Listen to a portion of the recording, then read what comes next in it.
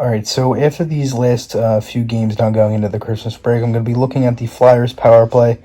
So, as of right now, this is the game against the Ducks.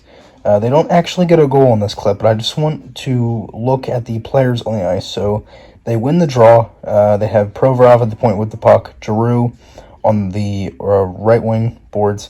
You got Couturier in the slot, Konechny on the left wing half wall, and then you have Van Riemsdyk in front of the net. Now, the biggest thing about this is just the way that it's drawn up, because they don't get the goal here.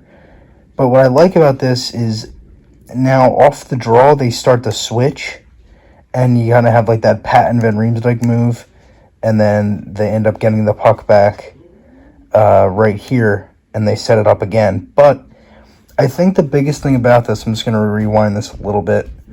Go back to right here, how it starts with Konechny on the half wall. Right here. Starts with Konechny on the half wall, then he moves into the slot. Now, I don't necessarily really like Konechny in the slot, because if you look into these next couple clips, you'll see why I just don't like Konechny in the slot. All right, so fast forward to the next game. Now Konechny's on the half wall.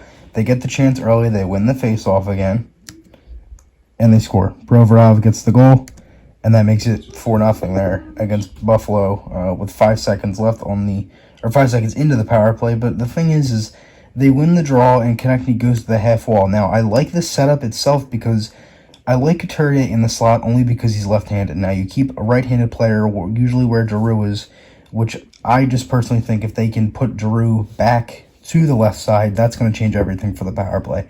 You put Giroux there, it puts everyone in a better spot to receive the puck and get a good shot off. All right, so the power play, they give up a shorthanded chance here real early in the game as they get the early power play.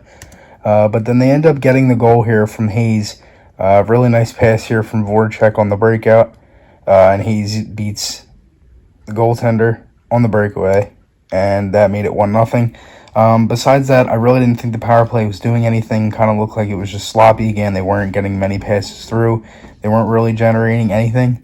It just looked like it went completely back to, I guess, the struggles that they had beforehand. I think the biggest thing from the power play and what they need to do is just put everyone in a spot where they're able to receive the pass and make sure that they're able to be the best that they can in that position. You know, you put Giroux on the left wing wall. You put Provorov at the point.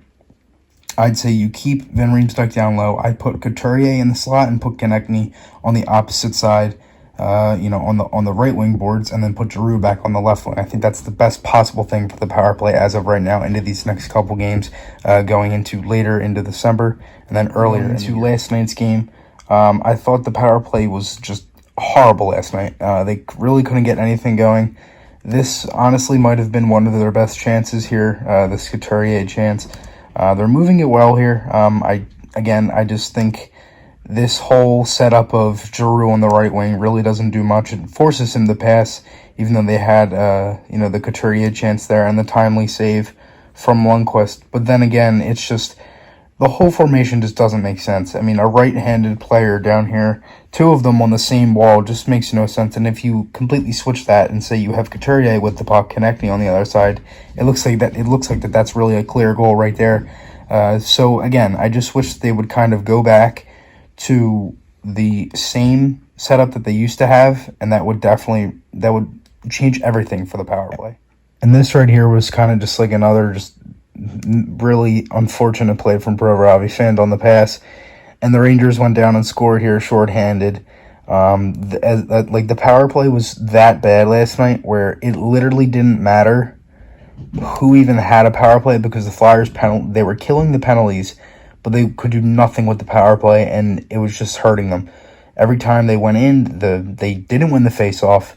I know the one power play they had, the face-off, wasn't inside the zone, but even when they did, they didn't win it. They didn't get clear breakouts. Their passes weren't good at all. It looked like everyone was just like, to me, it just kind of felt like everyone was off, and I don't know if that was because maybe the sickness going around in the locker room, but they were able to come out of it and get the win. I think the biggest thing that the power play needs to do is just turn it around, maybe these next couple games.